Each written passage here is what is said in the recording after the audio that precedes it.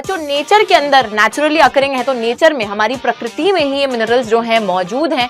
और सबसे hard diamond जो होता है वो भी एक मिनरल है, और सबसे सॉफ्टेस्ट जो टैल्क होता है वो भी एक मिनरल है। अब अगर बात करें नॉन फेरस मिनरल्स की और इंडियन कंटेक्स्ट में, भारत के कंटेक्स्ट में बात करें, तो इंडिया की जो रिजर्व्स हैं और जो प्रोडक्शन है नॉन फेरस मिनरल्स का, it is not very satisfactory. But जब तक उसको हम फुल्ली यूटिलाइज नहीं कर पाते, पूरे तरीके से उस पर निर्भर नहीं हो पाते, तब तक तो हमारे पास कन्वेंशनल तरीके ही हैं, पुराने तौर तरीके ही हैं, जो कि एक समय के बाद खत्म हो जाएंगे।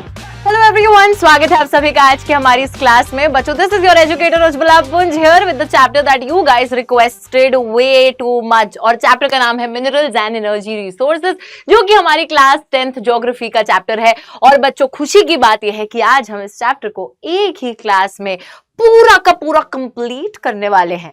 तो चलिए चैप्टर को शुरू करते हैं। चैप्टर का नाम है मिनरल्स एंड एनर्जी रिसोर्सेज, और कितने ज्यादा मिनरल्स और एनर्जी रिसोर्सेज हमारे लिए जरूरी होते हैं। बच्चों, हर चीज मिनरल से बनी है, ठीक है, हर चीज। जैसे मेरे हाथ में पेन है तो ये मिनरल से बना है, हम जो टूथपेस्ट यूज करते हैं उसके अंदर मिनरल्स है, हम जो खाना खाते हैं उसका जितना भी इनटेक होता है ना, उसका 0.3% मिनरल्स से बना होता है। साथ ही में यार, आपका जो घर है, जो सड़कें हैं, जो हाईवे है, जो शॉपिंग मॉल है, everything is composed made of minerals. So minerals कितने ज्यादा इंपॉर्टेंट है हमारे लिए। प्लस एनर्जी रिसोर्सेज की बात करें तो वो तो और भी ज्यादा जरूरी है ना।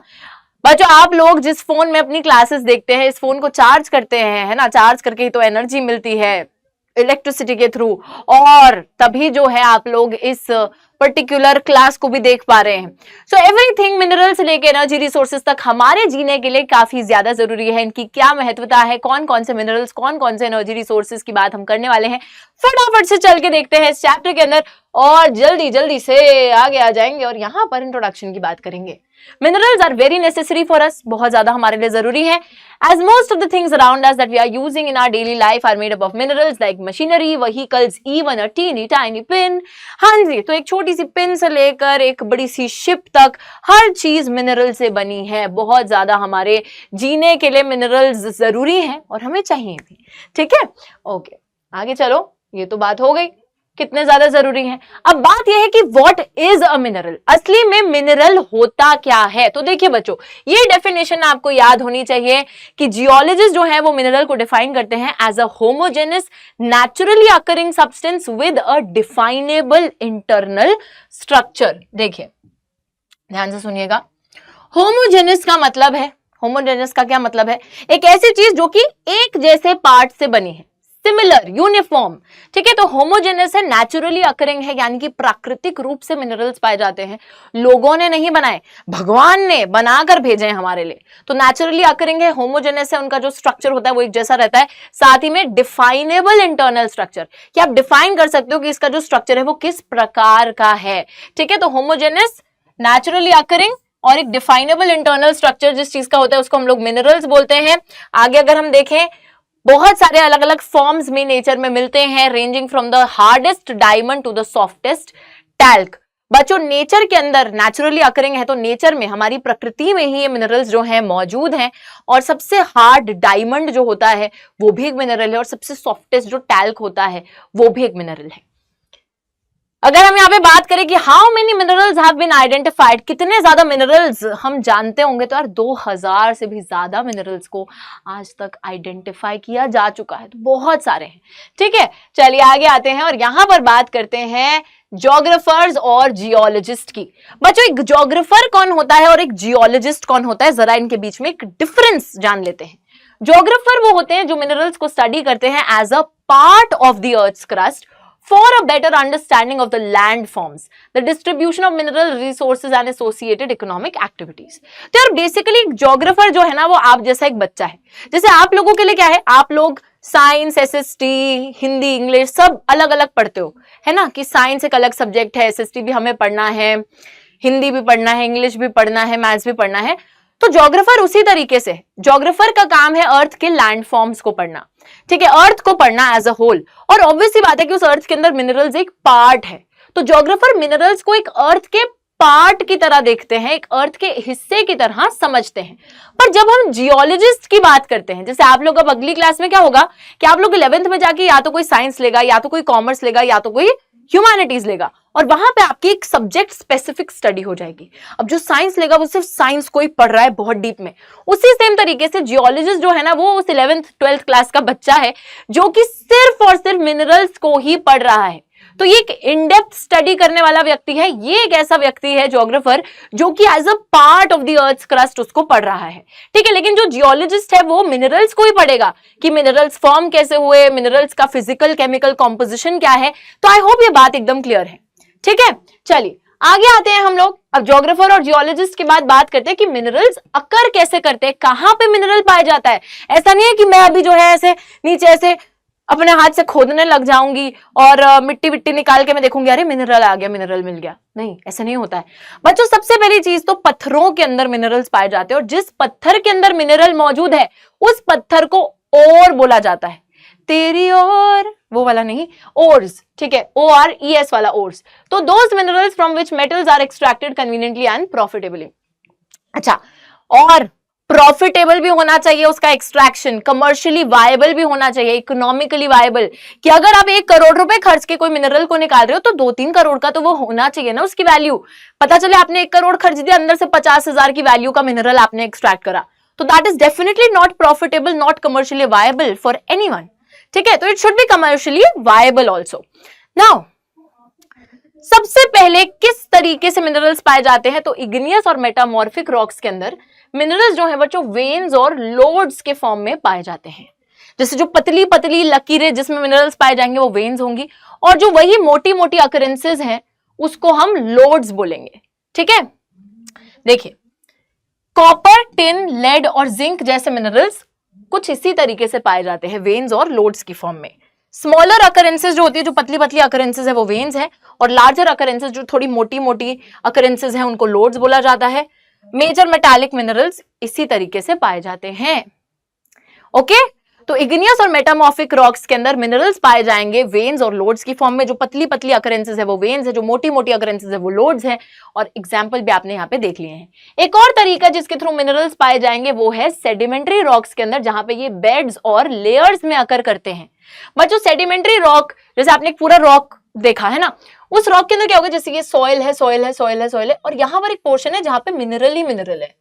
तो बेड्स और लेयर्स, एक पूरी लेयर है मिनरल्स की, ठीक है। अब इस मिनरल को एक्सट्रैक्ट कैसे करा जाएगा, हम देखते हैं कि जैसे ये ऊपर की धरती है, यहां से कैसे गड्ढा बनाया जा रहा है, ठीक है। गड्ढा बनाकर जो है यहाँ पे लोगों को जो माइनिंग करेंगे उनको उतारा जाएगा टॉर्च वॉर्च लगा के, ये अंदर जाके इस मिनरल को एक्सट्रैक्ट करेंगे, जो कि बेड्स और लेयर्स में फॉर्म हुआ है। कहां पे, सेडिमेंट्री रॉक्स के अंदर। देखिए, कोल और कुछ फॉर्म्स ऑफ आयरन और जो हैं वो इसी तरीके से पाए जाते हैं as a result of long periods under great heat and pressure. तो अर्थ के ही क्रस्ट में जब बहुत ज्यादा हीट और प्रेशर की वजह से ये जो मिनरल्स हैं ये लेयर्स में इस तरीके से हमारे अर्थ में पाए जाते हैं। It includes gypsum, potash salt, sodium salt formed as a result of evaporation. इस पे ओके, नहीं ये अलग चीज है, ठीक है। तो सेडिमेंट्री रॉक्स के अंदर याद रखिएगा कोल और आयरन और के कुछ प्रकार जो हैं वो इसी तरीके से बेड्स और लेयर्स के अंदर सेडिमेंट्री रॉक्स में पाए जाएंगे, जिसको आप रैट होल माइनिंग के थ्रू एक्सट्रैक्ट कर सकते हो, ठीक है। तो ये मिनरल्स एक तरीके से बेड और लेयर में आए कैसे हैं, क्योंकि इंटेंस हीट और प्रेशर जो अर्थ के अंदर से आ रहा है उसकी वजह से इनका फॉर्मेशन इस तरीके से हो गया है।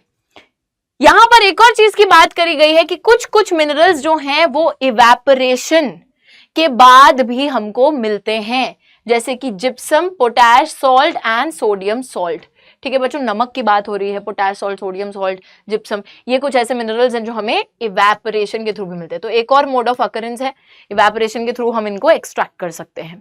इवेपोरेशन पता है ना, जब पानी जो है ऐसे इवेपोरेट हो जाता है हवा में, है ना, हीट की वजह से, वही है इवेपोरेशन। चलो ठीक है, हाँ ठीक है। तो और भी देखिए यहाँ पे बच्चों और भी मोड ऑफ अकरेंसेस हैं। अरे हाँ आगे आ जाओ। एक और मोड ऑफ अकरेंस है decomposition. Another mode of formation involves decomposition of the surface rocks and the removal of soluble constituents, leaving a residual mass of weathered material containing ores. बच्चों देखिए, decomposition होता है किसका, surface rocks का। जैसे ये जमीन है, इसके ऊपर जो सरफेस रॉक्स वगैरह थे वो डिकम्पोज हो गए due to the action of heavy rain, wind, all of that intense heat, तो वो टूट फूट गए, बिखर गए, ठीक है। और उससे जो है इस तरीके से मिनरल्स जो है हमारे सरफेस के ऊपर भी पाए जाते हैं, और ये वेदर्ड मटेरियल की तरह पाए जाते हैं। वही बात है कि वेदर्ड मटेरियल से उड़ उड़ के कहीं पे वो रॉक्स के फ्रैगमेंट्स पहुंच गए, तो वो सरफेस के ऊपर एक तो पाए जा रहे हैं, वेदर्ड मटेरियल के फॉर्म में पाए जा रहे हैं। तो इसी को हम लोग बोलते हैं कि डीकॉम्पोजिशन के बाद जो मिनरल्स हमको ऑब्टेन करे जाते हैं, and bauxite is formed this way. Bauxite जो है मिनरल वो हमें इसी तरीके से मिलता है ऑन द सरफेस, ठीक है। छोटे छोटे मटेरियल जैसे सरफेस के ऊपर रह जाते हैं। सॉइल जो है वो टॉप सॉइल की लेयर वॉश ऑफ हो जाती है, तो सिर्फ मिनरल्स की लेयर जो है वो रह जाती है सरफेस के ऊपर, ठीक है। तो इस भी तरीके से हमको डीकॉम्पोजिशन से या फिर वेदरिंग की वजह से हम बोल सकते हैं कि हमको यहाँ पे मिनरल्स मिलते हैं। बॉक्साइड भी इसी तरीके से पाया जाता है बच्चों। अच्छा, बॉक्साइड किसका ओर है? Bauxite is the ore of aluminium. Aluminium बनाया जाता है बॉक्साइड के ओर से, राइट। चलिए, ऑल राइट, तो ये बात भी एकदम क्लियर है। उसके बाद हम आगे बढ़ जाते हैं। आगे बढ़ेंगे तो यहां पर आ रहा है एलुवियल डिपॉजिट। एक और तरीका जिसके थ्रू मिनरल्स पाए जाते हैं वो है एलुवियल डिपॉजिट्स में। तो कुछ मिनरल्स में occur as alluvial deposits in the sands of valley floors and the base of hills.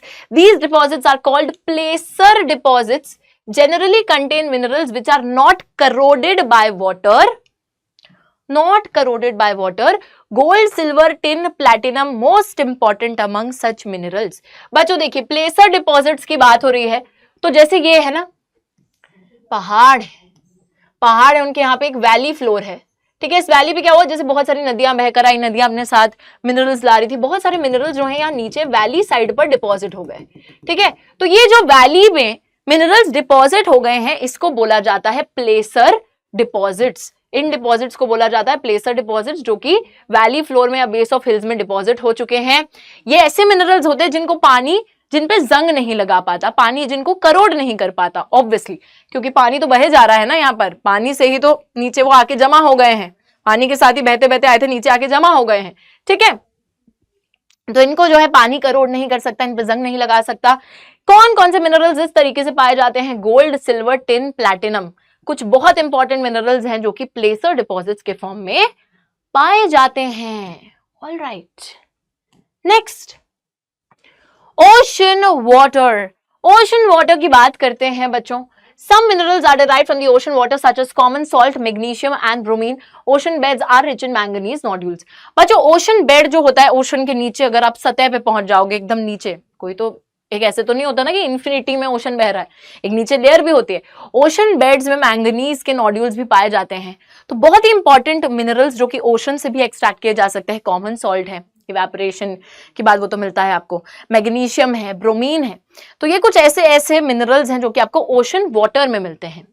फिर देखिए, आगे देखिए, अब यहां पर हमने मोड ऑफ अकरेंस की तो बात कर ली कि किस किस तरीके से जो है मिनरल्स अकर करते हैं।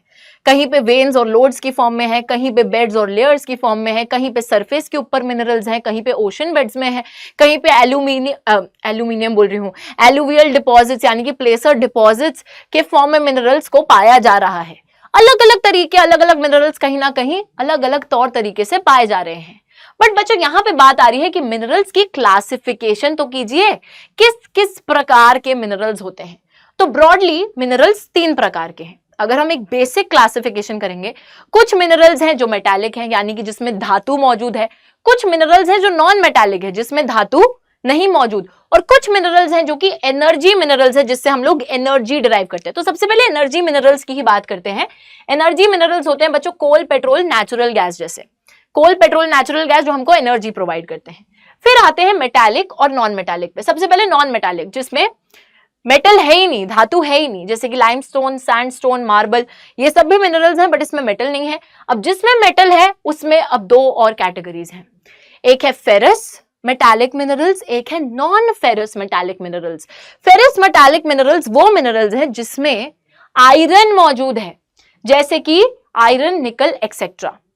नॉन फेरस मिनरल्स है जो मेटालिक तो हैं बट जिसमें आयरन की मौजूदगी नहीं है, जैसे कि कॉपर, लेड, टिन एक्सेट्रा।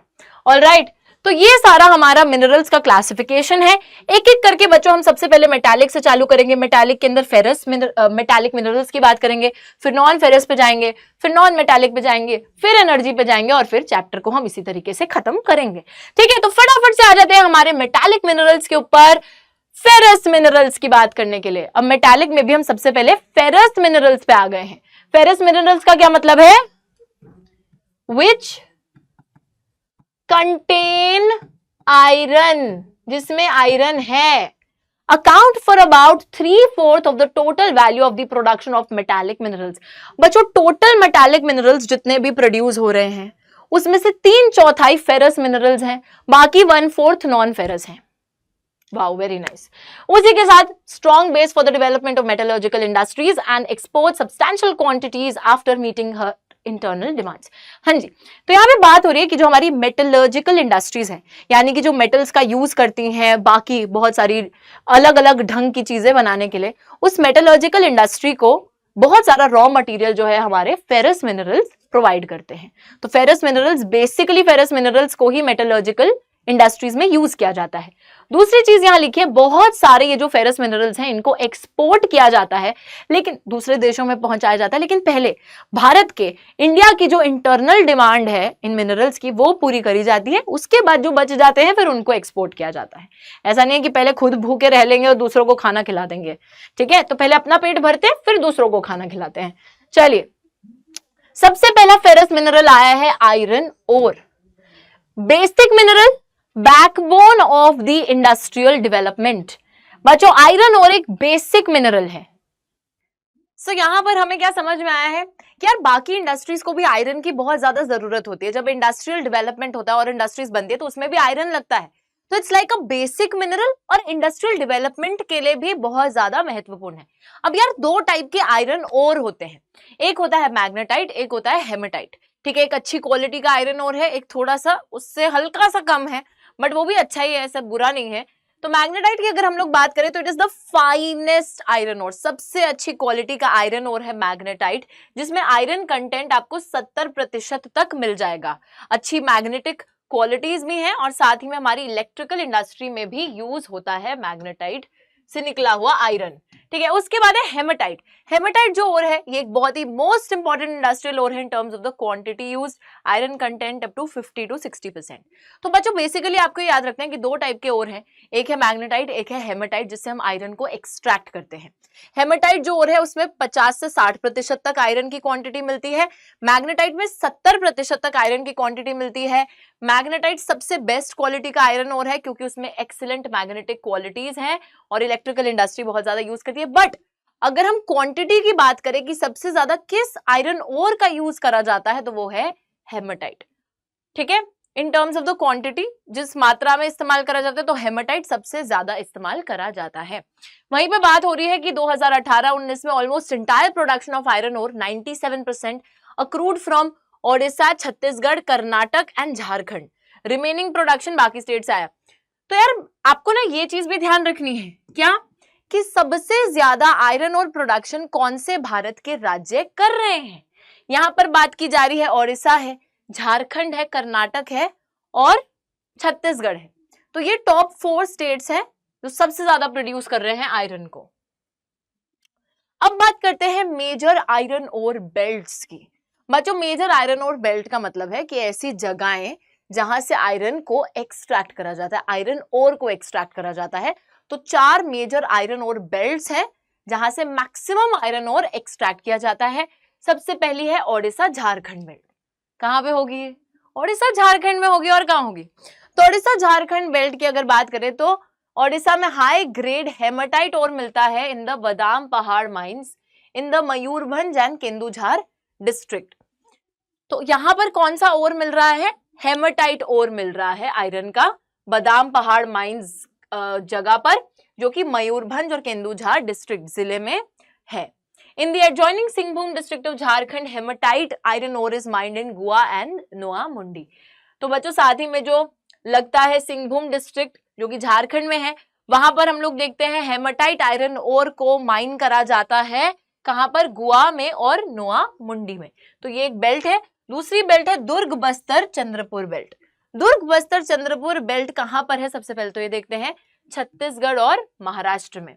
यहाँ पे बहुत हाई ग्रेड का हेमेटाइट ओर मिलता है in the famous Bailadila range of hills in the Bastar district of Chhattisgarh. बच्चों छत्तीसगढ़ के अंदर एक जिला है बस्तर, बस्तर के अंदर एक हिल रेंज है, पहाड़ों की एक रेंज है जिसका नाम है बेलादेला रेंज। बेलादिला, बेलादिला का मतलब होता है ऑक्स का हम्प। बेल क्या होता है? ऑक्स, और ऑक्स का हम्प जो होता है ना, तो ऑक्स के हम्प की तरह वो हिल रेंज लगता है, इसलिए उसको बेलादेला रेंज बोला गया। ये तो ऐसा लग रहा है मैंने डीमन बनाया है, कोई लाल रंग से ऊपर से बना दिया है, बट हाँ आप समझ गए हो। बेलादेला का क्या मतलब है? ऑक्स का हम्प, ठीक है। तो उसके हम्प को, क्योंकि वो ऐसे हिल रेंज ऐसा लगता है कि ऑक्स के हम्प की शेप में है, तभी इसका नाम बेलादेला रेंज रखा है। Okay, so the range of hills comprises of 14 deposits of super high grade haematite ore. तो यहाँ पे super high grade haematite ore मिलता है। Best physical properties needed for steel making, जिसके अंदर अच्छा, बहुत अच्छा स्टील बना सकते हो आप, यहाँ पे जो आयरन ओर मिलेगा उससे। और आयरन ओर जो होता है, जो कि इन माइन से एक्सट्रैक्ट करा जाता है, उसको फिर एक्सपोर्ट करा जाता है to Japan and South Korea via the Visakhapatnam port. तो बच्चों विशाखापट्टनम पोर्ट जो कि आंध्र प्रदेश में है, विशाखापट्टनम पोर्ट से आयरन ओर को, जो कि इन रेंज से, जो कि आपने इस पर्टिकुलर बेल्ट से एक्सट्रैक्ट करा, फिर एक्सट्रैक्ट करके आप उसको विशाखापट्टनम पोर्ट तक भिजवाते हो। फिर विशाखापट्टनम पोर्ट से हमारी शिप्स वगैरह जो है वो लेकर एक्सपोर्ट करके आयरन ओर छोड़कर आती हैं कहां पे? जापान और साउथ कोरिया में। ऑलराइट, नेक्स्ट देखते हैं कौन सी बेल्ट है। नेक्स्ट बेल्ट है बल्लारी, चित्रदुर्गा, चिकमगलुरु, तुमकुरु बेल्ट। हाँ, थोड़ा सा टंग ट्विस्टर है, इसको 10 बार ऐसे बोलना, जैसे पक्के पेड़ पे पक्का पपीता ऐसे बोलते हो ना, तो ऐसे बोलना, बल्लारी, चित्रदुर्गा, चिकमगलुरु, तुमकुरु, ठीक है, ऐसे करके बोलना। नाउ ये बेल्ट है कर्नाटका के अंदर, लार्ज रिजर्व्स आयरन ओर के पाए जाते हैं। Kudremukh mines located in the western Ghats of Karnataka, 100% export oriented. बच्चों कुद्रेमुख माइंस ये कहां पे है? वेस्टर्न घाट्स, जो हमारे इंडिया के वेस्टर्न घाट्स हैं वहां पर ये कुद्रेमुख माइंस है। और कुद्रेमुख का मतलब होता है एक हॉर्स का फेस। मुख क्या हुआ? मुंह। कुद्रेमुख मतलब हॉर्स के फेस की तरह वहां पर ऐसे वो हिल रेंज लगती है, शेप वैसी है उसकी, इसलिए उसको कुद्रेमुख माइन बोला जाता है। वेस्टर्न घाट्स कर्नाटका में ये माइंस लोकेटेड है। 100% यहाँ से जितना भी आयरन और एक्सट्रैक्ट करा जाता है उसको 100% एक्सपोर्ट कर दिया जाता है, दूसरे देशों में भिजवा दिया जाता है। Kudremukh deposits known to be one of the largest in the world. World में one of the largest deposits है कुद्रेमुख माइंस में जो मौजूद हैं, और transported as slurry through a pipeline to a port near Mangaluru. और बच्चों यहाँ से जो आयरन और एक्सट्रैक्ट करा जाता है उसको एक्सपोर्ट तो किया जा ही रहा है, लेकिन किसके थ्रू एक्सपोर्ट किया जा रहा है? पहले पहुंचाया किसके थ्रू जा रहा है? पोर्ट पे थ्रू अ पाइपलाइन। अब आप सोचो कि मैम आयरन और तो पत्थर है, पाइपलाइन के थ्रू कैसे आप उसको पोर्ट तक भिजवा रहे हो? तो यार it is after converting it into a slurry, एक सेमी लिक्विड फॉर्म में, पहले सॉलिड फॉर्म में है, फिर उस सॉलिड फॉर्म के आयरन ओर को एक सेमी लिक्विड फॉर्म में कन्वर्ट करा जाएगा, फिर सेमी लिक्विड फॉर्म को पाइपलाइन के थ्रू पहुंचाया जाएगा पोर्ट तक, फिर पोर्ट से शिप्स वगैरह जो है वो लेकर जाएंगे उसको दूसरे देशों तक, एक्सपोर्ट करा जाएगा फिर उसका, ठीक है ना। फिर लास्ट बेल्ट आती है यहाँ पे Maharashtra Goa belt. Goa Ratnagiri district of Maharashtra के अंदर ये बेल्ट पाई जाती है। दो ओर्स यहाँ पर ज्यादा अच्छी क्वालिटी के नहीं है, yet they are efficiently exploited. Iron ore is exported through the Marmagao port. यहाँ का भी आयरन ओर जो है मारमागांव पोर्ट के थ्रू एक्सपोर्ट कर दिया जाता है। यहाँ पे बोला जा रहा है कि यहाँ पे आयरन ओर उतनी ज्यादा अच्छी क्वालिटी का नहीं मिलता है, लेकिन फिर भी लोगों को चैन नहीं है, लोग इसको एक्सप्लॉइट करते जा रहे हैं, लोग इसको माइन करते चले जा रहे हैं, लोगों को तो चैन है ही नहीं, है ना, इस वजह से। चलिए आगे आते हैं, आगे देखते हैं। अब आते हैं बच्चों हमारे फेरस मिनरल्स का दूसरा मिनरल विच इज मैंगनीज, ठीक है। अभी तक हम लोग फेरस मिनरल के पहले मिनरल की हमने बात करी आयरन ओर की, दूसरा मिनरल है मैंगनीज। मैंगनीज फेरस मिनरल क्यों है? क्योंकि मैंगनीज के अंदर आयरन मौजूद है। Mainly used in the manufacturing of steel and ferro manganese alloy. Nearly 10 kgs of manganese are required to manufacture 1 ton of steel. देखिए बच्चों हम लोग देखते हैं मेनली मैंगनीज का इस्तेमाल करा जाता है स्टील बनाने में, और उसी के साथ साथ फेरो मैंगनीज अलॉय को बनाने में। अलॉय क्या होता है? जब आप दो मेटल्स को मिला देते हो, मिक्स कर देते हो, तो अलॉय बन जाता है। फेरो मैंगनीज अलॉय का मतलब है आयरन और मैंगनीज को मिक्स कर दिया है आपने। 10 किलो मैंगनीज का इस्तेमाल करा जाता है 1 टन स्टील बनाने के लिए। 10 kilo manganese 1 ton steel. Used in the manufacturing of bleaching powder, insecticides and paints. तो बच्चों ब्लीचिंग पाउडर को बनाने के लिए भी इसका यूज करा जाता है, पेंट में भी यूज करा जाता है, इंसेक्टिसाइड्स जो होते हैं जो कि लोग अपने क्रॉप्स पे छिड़कते हैं ताकि उसमें जो है कीड़े मकोड़े ना लग जाए, है ना, तो वो वाली जो चीजें इंसेक्टिसाइड्स, उनमें भी मैंगनीज का इस्तेमाल करा जाता है। यहाँ पर आप एक पाई चार्ट देख सकते हैं कि सबसे ज्यादा मैंगनीज कहाँ पे प्रोड्यूस हो रहा है। आपको दिख रहा है मध्य प्रदेश में 33% है, महाराष्ट्र 27, फिर ओडिशा है, फिर कर्नाटक है। तो ये मेजर 4 स्टेट्स जो हैं प्रोड्यूसर्स है मैंगनीज के। आंध्र प्रदेश भी 10% प्रोड्यूस कर रहा है मैंगनीज को। ऑलराइट, तो यहाँ पर हमारे फेरस मिनरल्स जो है ना वो हो गए हैं समाप्त, और अब हम आ गए हैं नॉन फेरस मिनरल्स की बात करने के लिए। पर जो नॉन फेरस मिनरल्स का मतलब है जो मेटालिक तो है, इनमें मेटल तो है बट आयरन नहीं है, ठीक है। तो these are the metallic minerals which do not contain iron. अब अगर बात करें नॉन फेरस मिनरल्स की और इंडियन कंटेक्स्ट में, भारत के कंटेक्स्ट में बात करें, तो इंडिया की जो रिजर्व्स हैं और जो प्रोडक्शन है नॉन फेरस मिनरल्स का, it is not very satisfactory. These minerals which include copper, bauxite, lead, zinc, gold play a vital role in a number of metallurgical, engineering and electrical industries. यार हम लोग जो ferrous minerals है ना उसको तो काफी ज्यादा क्वांटिटी में प्रोड्यूस कर पाते हैं, अच्छी मात्रा में वो हमारे पास मौजूद है, बट जब बात आती है नॉन फेरस मिनरल्स की, जैसे कि copper, bauxite, lead, zinc, gold की, तो इनके मामलों में हमारे देश में उतने ज्यादा रिजर्व्स मौजूद नहीं है, उतनी ज्यादा प्रोडक्शन हम नहीं कर रहे हैं। तो हम बोल सकते हैं कि उतना सैटिस्फैक्टरी प्रोडक्शन नहीं हो पा रहा है, उतने सफिशिएंट हमारे पास रिजर्व्स भी नहीं है इन मिनरल्स के, ठीक है। बहुत सारे metal industries, engineering, electrical industries में इन नॉन फेरस मिनरल्स का इस्तेमाल होता है। आगे देखते हैं हम, सबसे पहले नॉन फेरस मिनरल पे आते हैं जो कि है कॉपर। कॉपर की बात करते हैं। India is critically deficient in the reserve and the production of copper. तो बच्चों अगर कॉपर प्रोडक्शन की बात करी जाए तो भारत उतनी ज्यादा प्रोडक्शन कर नहीं रहा है, डेफिशिएंट है। जैसे होता है ना कि आपकी बॉडी में आयरन डेफिशिएंसी है, कमी है उसकी, तो इंडिया में भी कॉपर की प्रोडक्शन में कमी है, डेफिशिएंसी है ना। और रिजर्व्स भी उतने ज्यादा मौजूद नहीं है, प्रोडक्शन उतनी ज्यादा हो नहीं रही, लेकिन फिर भी देखिए कॉपर कितना ज्यादा जरूरी है।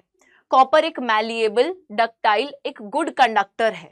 मैलिएबल का मतलब है कॉपर को आप थिन शीट्स में कन्वर्ट कर सकते हो, डक्टाइल का मतलब है कॉपर को आप थिन वायर्स में कन्वर्ट कर सकते हो, good conductor of heat and electricity, heat and electricity को पास होने देता है, तभी कॉपर की तारें बनाई जाती हैं, ठीक है। So it is mainly used in electrical cables, electronics and chemical industries, और इसी वजह से इसको केबल्स, इलेक्ट्रॉनिक्स और इलेक्ट्रिक इंडस्ट्रीज में, केमिकल इंडस्ट्रीज में यूज किया जाता है। कौन कौन सी जगहें हैं जो कॉपर प्रोड्यूस करती हैं? ऑब्वियसली कमी तो है, बट जहां पे प्रोडक्शन होती है उसकी तो बात करेंगे ही। मध्य प्रदेश की बालाघाट माइंस है, याद रखिएगा इस चीज को, बालाघाट माइंस इन मध्य प्रदेश, खेतरी माइंस जो कि राजस्थान में है, और तीसरी जगह है सिंहभूम डिस्ट्रिक्ट जो कि झारखंड की है। ये 3 जगहें लीडिंग प्रोड्यूसर्स ऑफ कॉपर हैं इंडिया के अंदर। ऑल्दो कॉपर प्रोडक्शन कम है, लेकिन इन 3 जगहों में सबसे ज्यादा होती है देखा जाए तो। नेक्स्ट नॉन फेरस मिनरल आता है बॉक्साइट। बच्चों बॉक्साइट का भी पाई चार्ट भी देख लेंगे, लेकिन बॉक्साइट है क्या? Bauxite is the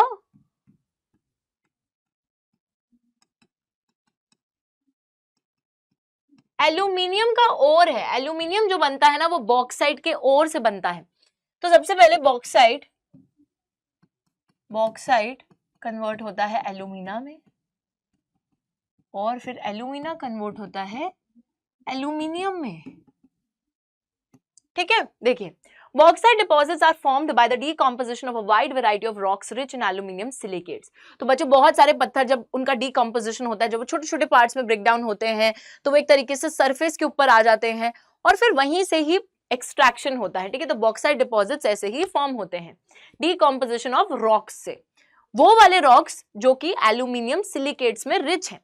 Now, aluminium combines the strength of metals such as iron with extreme lightness and also with good conductivity and great malleability. तो बच्चों अगर हम एल्यूमिनियम की बात करें, एल्यूमिनियम एक ऐसा मेटल है जो मतलब उसके अंदर ना आयरन जैसी स्ट्रेंथ है, उतना वो हम बोल सकते हैं स्ट्रॉन्ग है एज अ मेटल, लेकिन उसी के साथ साथ it is very light weight. Strength है आयरन वाली और है एकदम ऐसे पतला, लाइट वेट। जैसे कुछ लोग होते हैं ना बड़े ऐसे पतले से होते हैं, लेकिन उनमें स्ट्रेंथ बहुत ज्यादा होती है, एल्यूमिनियम वैसा ही है, वैसे ही समझो। एक्सट्रीम लाइटनेस है, इस वजह से यार एल्यूमिनियम का इस्तेमाल पता है कहाँ होता है, एरोप्लेन्स को बनाने में भी होता है। चलिए देखिए, it also with good conductivity, तो गुड कंडक्टर है, ठीक है, साथ ही में ग्रेट मैलिएबिलिटी, शीट्स में भी कन्वर्ट किया जा सकता है। Bauxite deposits mainly Amarkantak plateau, Maikal hills और जो प्लेटू रीजन है बिलासपुर कटनी का, वहां पर पाए जाते हैं। और फिर इसी बॉक्साइट के और जो हमें मिलता है, एल्यूमिनियम का और बॉक्साइट है, तो बॉक्साइट जब हमें बॉक्साइट के डिपॉजिट्स मिलते हैं उसी से हम एल्यूमिनियम को बनाते हैं। चलिए देखिए, सबसे ज्यादा ओडिशा में इसकी प्रोडक्शन हो रही है, फिर झारखंड, थोड़ी बहुत गुजरात, छत्तीसगढ़, महाराष्ट्र, मध्य प्रदेश में भी हो रही है, ठीक है। चलिए आगे आ जाइए। अब बच्चों यहाँ पर मेटालिक मिनरल्स का होता है दी एंड, ठीक है, मतलब सारे तो नहीं पढ़े हैं, जितने पढ़े हैं उतने याद रखना। हमने सबसे पहले मेटालिक मिनरल्स के अंदर फेरस मिनरल्स की बात करी है, जिसमें हमने आयरन और मैंगनीज के बारे में पढ़ा है। फिर हम लोग आए नॉन फेरस मिनरल्स पे, जहां पर हमने बात करी है कॉपर की और बॉक्साइट की। अब हम आ गए हैं नॉन मेटालिक मिनरल्स पे, यानी कि ऐसे मिनरल्स जो मेटालिक है ही नहीं। इनको हम रॉक मिनरल्स भी बोल सकते हैं, इनको हम नॉन मेटालिक मिनरल्स भी बोल सकते हैं। अभी रॉक मिनरल कौन सा है, लाइमस्टोन है। पहले माइका की बात कर लेते हैं। माइका जो है बच्चों एक मिनरल है which is made up of a series of plates और लीव्स। तो माइका ना एक ऐसा मिनरल है जो कि बहुत सारे बहुत पतली पतली पतली पतली लेयर से बना है, जिनको कंप्रेस कर दिया है आपस में। जैसे एक क्रेयॉन होता है, ठीक है, उसका बहुत अच्छा एग्जांपल है, क्रेयॉन होता है। अब उसको ऐसे उंगली से ऐसे खरोचोगे ना तो आपको बहुत सारी ऐसे लेयर्स उसमें से निकलती हुई दिखेंगी, ठीक है। तो वैसा ही है कुछ कि बहुत सारे लेयर्स हैं बट उसको कंप्रेस कर दिया। तो माइका उस तरीके से होता है, splits easily into thin sheets, और इसी वजह से माइका जो है बहुत पतली पतली शीटों में आप निकाल सकते हो, स्प्लिट कर सकते हो उसको। Clear, black, green, red, yellow, brown, बहुत से रंगों में पाया जाता है। Due to its excellent dielectric strength, low power loss factor, insulating properties and resistance to high voltage. क्या क्या बोल दिया बच्चों। माइका एक ऐसा मिनरल है जिसको मतलब वो ना बहुत ज्यादा वोल्टेज झेल सकता है, वो आपकी हीट को, साउंड को आर पार नहीं होने देता है, बहुत सारी वोल्टेज झेल लेता है, ठीक है। तो इसकी डाइलेक्ट्रिक स्ट्रेंथ, यही होता है डाइलेक्ट्रिक स्ट्रेंथ, कि बहुत ज्यादा वोल्टेज झेल लेता है, बहुत मजबूत है। लो पावर लॉस फैक्टर, इंसुलेटर है, पास नहीं होने देगा हीट को, साउंड को, रेजिस्टेंस टू हाई वोल्टेज को झेल लेता है। इसी वजह से it is one of the most indispensable minerals used in electric and electronic industries, और इसी वजह से इसको इलेक्ट्रिक और इलेक्ट्रॉनिक इंडस्ट्रीज दोनों में ही बहुत ज्यादा इस्तेमाल किया जाता है। इसके डिपॉजिट्स जो है नदर्न एज ऑफ द छोटा नागपुर प्लेटू में पाए जाते हैं। Koderma, Gaya, Hazaribagh belt of Jharkhand is the leading producer. तो इसके जो डिपॉजिट्स हैं वो आपको नदर्न एज ऑफ छोटा नागपुर प्लेट्यू के थोड़े नदर्न साइड पे पाए जाएंगे। कोदरमा, गया, हजीराबाग बेल्ट जो है झारखंड की, वो लीडिंग प्रोड्यूसर है माइका की। उसी के साथ साथ major mica producing area is around Ajmer, Nellore mica belt of Andhra Pradesh. Major mica producing area कहाँ पे है, अजमेर के आसपास है, और नेल्लोर माइका बेल्ट जो है आंध्र प्रदेश की, वो भी माइका का एक बहुत बड़ा प्रोड्यूसर है। Alright, next non metallic mineral पे आते हैं, जो कि एक रॉक मिनरल भी है, जो कि है limestone. Limestone is found in association with rocks composed of calcium carbonate और कैल्शियम एंड मैग्नीशियम कार्बोनेट। तो बच्चों लाइमस्टोन ऐसे रॉक्स के साथ ऐसे रॉक्स में पाया जाता है जहां पर कैल्शियम कार्बोनेट भी होता है साथ साथ, या फिर कैल्शियम मैग्नीशियम कार्बोनेट भी मौजूद होता है। तो लाइमस्टोन ऐसे rocks, it is found in association with rocks, उन रॉक्स के साथ ही पाया जाता है। It is found in sedimentary rocks of most geological formations, sedimentary rocks में पाया जाएगा ज्यादातर। It is the basic raw material for the cement industry, essential for smelting iron ore in the blast furnace. बच्चों cement industry के लिए एक बहुत major raw material है लाइमस्टोन। सीमेंट बनाने में लाइमस्टोन का बहुत अत्यधिक इस्तेमाल होता है, और साथ ही में जब आयरन ओर का स्मेल्टिंग प्रोसेस होता है, यानी कि जब आयरन ओर को पिघलाया जाता है ब्लास्ट फर्नेस पर, तो उस टाइम पर भी हम लोग देखते हैं कि लाइमस्टोन को इस्तेमाल किया जाता है। तो सीमेंट इंडस्ट्री में और आयरन ओर को जब स्मेल्ट करा जाता है ब्लास्ट फर्नेसेस पे, वहां पर इसका इस्तेमाल होता है, याद रखिएगा। अब कहाँ पे इसकी प्रोडक्शन हो रही है, तो आप देख सकते हैं राजस्थान, मध्य प्रदेश, आंध्र प्रदेश, छत्तीसगढ़, कर्नाटक, तेलंगाना, गुजरात, तमिलनाडु, महाराष्ट्र, ये कुछ स्टेट्स हैं जहां पे लाइमस्टोन की प्रोडक्शन की जा रही है। ऑल राइट, आगे आ जाइए। अब जो है बात करते हैं, माइनिंग प्रोसेस तो चल रहा है, लेकिन व्हाट आर द हैजार्ड्स, यानी कि कौन कौन से खतरे हैं माइनिंग के। Dust and noxious fumes inhaled by the miners make them vulnerable to pulmonary diseases. सबसे पहला खतरा है बच्चों ये अब देखो यार, जो इंसान माइनिंग कर रहा है, अब वो हो सकता है कि एक वो ऐसे गड्ढा बना दिया है अंदर जाकर, जो है वो रैट होल माइनिंग वाली कहानी जो मैंने बताई थी कि ये सरफेस है, यहाँ पे कैसे गड्ढा कंस्ट्रक्ट करा है कि नीचे जो है जाना है, यहाँ से एक्सट्रैक्ट करना है। अब लोग जो है ना, वो एक तरीके से जब माइनिंग करते हैं वो एक एटमॉस्फेयर में बंद है, ठीक है, तो उनको ना बहुत ही ऐसे जो जहरीली गैसेस हैं उनका सामना करना पड़ता है, उनको इनहेल करना पड़ता है, ऑक्सीजन की कमी होती है, तो ये ऐसे नॉक्शियस फ्यूम्स, गलत जो फ्यूम्स है, डस्ट है, उसको इनहेल करते हैं और उनको पल्मोनरी डिसीजेस हो सकते हैं इस वजह से। पल्मोनरी डिसीजेस का मतलब है कि respiratory problems, lung related diseases जो है वैसी बीमारियां हो सकती हैं। दूसरी चीज है कोलैप्सिंग माइन रूफ्स का खतरा रहता है। Inundation, fires in the coal mines are a constant threat to the miners. यार कोलैप्स, अब देखो ये माइन रूफ है, आप यहाँ नीचे उतरे, हो सकता है कि ये माइन रूफ, ये जो छत है, ये कोलैप्स हो जाए, गिर जाए नीचे, इंसान क्या दम तोड़ देगा अपना। हो सकता है कि बाढ़ आ जाए, ऊपर बाढ़ आ जाए, नीचे पानी भर जाए, फिर क्या होगा, आग लग जाए, कोल माइंस में आप लोग माइनिंग कर रहे थे, वहां आग लग जाए, फिर क्या करोगे। सो ये सब चीजों का भी खतरा रहता है माइनर्स को। उसी के साथ साथ dumping of waste slurry leads to degradation of the land soil and increases in stream and river pollution. और बहुत सारा जब आप वेस्ट और जो सेमी लिक्विड वेस्ट है, स्लरी जो है, ये सारा जब आप डंप कर देते हो कहीं पे, तो इससे एक तो जमीन खराब हो रही है, लैंड डिग्रेडेशन हो रहा है, आपका जो सॉइल कवर है वो डिग्रेड हो रहा है, साथ ही में हमारे अगर आपने वो डंप और वेस्ट एक तरीके से पानी में बहा दिया या कुछ करा है, कल को हो सकता है वो डंप और वेस्ट जाके पानी में बह जाए, ठीक है, तो स्ट्रीम और रिवर पोल्यूशन भी इससे हो रहा है। तो ये दो थ्रेट्स तो आप लोग देख सकते हो कि ह्यूमंस को फेस करने पड़ रहे हैं माइनिंग के, और ये जो थ्रेट है ये हमारी एक एनवायरमेंटल थ्रेट है, ठीक है। तो ये था थ्रेट टू माइनर्स, जो माइनिंग कर रहे हैं उनके ऊपर थ्रेट, और ये है हमारा एनवायरमेंटल थ्रेट, ठीक है ना। तो ये बात सभी को समझ में आ जानी चाहिए, क्लियर हो जानी चाहिए।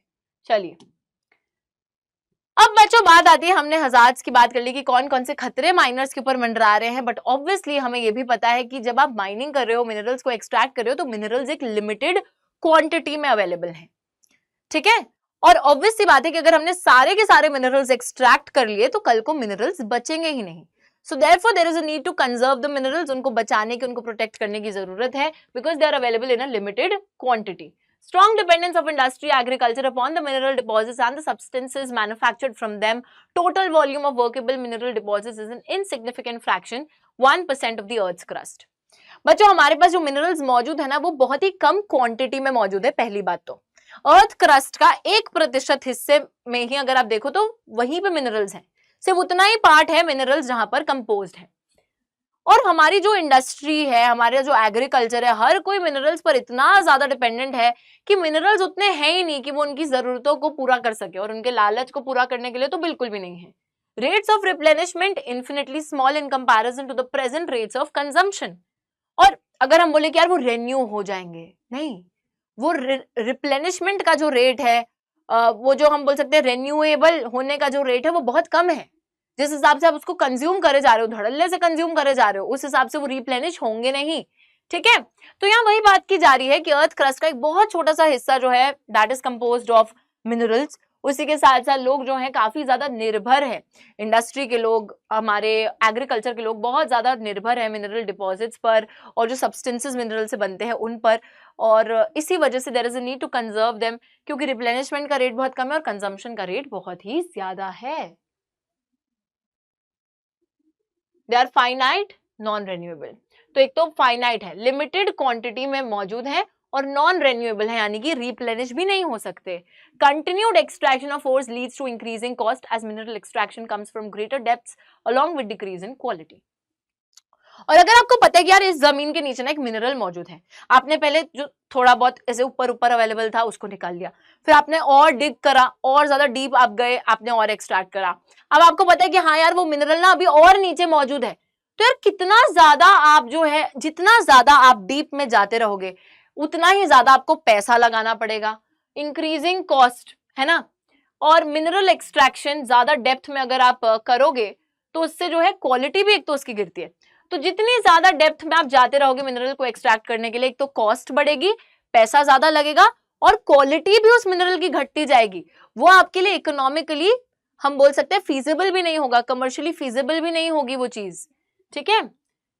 इसी वजह से we should use mineral resources in a planned and sustainable manner. That is why बच्चों हमें मिनरल्स को एक बहुत ही प्लान्ड तरीके से और एक सस्टेनेबल तरीके से इस्तेमाल करना चाहिए, यानी कि इस तरीके से इस्तेमाल करना चाहिए कि आज की जनरेशन भी उसको यूज कर सके और आगे आने वाली जनरेशन के लिए भी वो मिनरल्स कम ना पड़े। Improved technology needs to be constantly evolve to allow use of the low grade ores at low cost. Technology को और ज्यादा इंप्रूव करने की जरूरत है ताकि ज्यादा पैसा लगे बिना हम लोग मिनरल्स को एक्सट्रैक्ट कर सके। क्योंकि अभी क्या हो रहा है, जो उतनी अच्छी क्वालिटी के मिनरल्स भी नहीं है उसके लिए भी हम बहुत पैसा लगा दे रहे हैं। तो यार उतनी अच्छी क्वालिटी का वो मिनरल ही नहीं है, उसके लिए उतना पैसा लगाना ही नहीं है। तो इसी वजह से तकनीकों को अपनी और ज्यादा इंप्रूव करने की जरूरत है। Recycling of metals using scrap metals, other substitute steps in conserving our mineral resources for the future। तो रिसाइकल करना चाहिए, रीयूज करना चाहिए, ठीक है। स्क्रैप मेटल्स जो खराब मेटल्स हैं उसको यूज करना चाहिए, उसके सब्सटीट्यूट्स को लाना चाहिए और इन्हीं चीजों से आप लोग अपने मिनरल्स को कंजर्व कर सकते हो। I hope this thing is very very very very clear to you. अब आ जाते हैं एनर्जी रिसोर्सेज पर, यानी कि बच्चों ऐसे रिसोर्सेज मिनरल्स, एनर्जी रिसोर्सेज जो कि मिनरल्स हैं हमारे, क्यों चाहिए आपको? Need to cook, provide light, heat, to propel vehicles and to drive machinery in industries. बच्चों हमें एनर्जी मिनरल्स या एनर्जी रिसोर्सेज क्यों चाहिए? क्योंकि हमें खाना बनाने के लिए चाहिए, है ना, हमें हीट लाइट प्रोवाइड करने के लिए चाहिए, हमें हमारे व्हीकल्स जो गाड़ियां हैं, बसें हैं, रेलगाड़ी है, प्लेन है, सबको उड़ाने के लिए, चलाने के लिए चाहिए। And to drive machinery in the industries, industries के अंदर जो मशीनें चलती है उसके लिए भी आपको एनर्जी रिसोर्सेज चाहिए। Generated from fuel minerals like coal, petroleum, natural gas, uranium and from electricity. तो ये जितने भी एनर्जी रिसोर्सेज हैं बच्चों, हम लोग देखते हैं कि ये फ्यूल मिनरल से जनरेट होते हैं, जैसे कि coal, petroleum, natural gas, uranium और इलेक्ट्रिसिटी। तो these are the energy resources जहां से हमको ये सारी चीजों की एनर्जी मिलती है। आपका फोन चार्ज करने के लिए आपको इलेक्ट्रिसिटी चाहिए, राइट? हर चीज के लिए आपको एनर्जी चाहिए।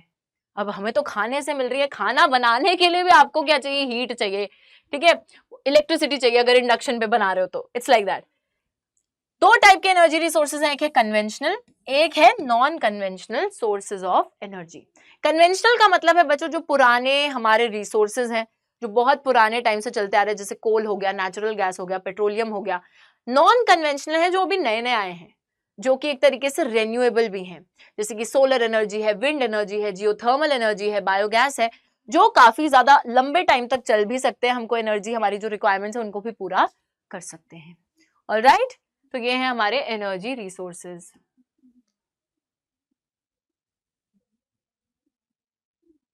कन्वेंशनल एनर्जी रिसोर्सेज की अगर बात करें तो firewood, cattle dung cake, coal, petroleum, natural gas, electricity, both hydel and thermal.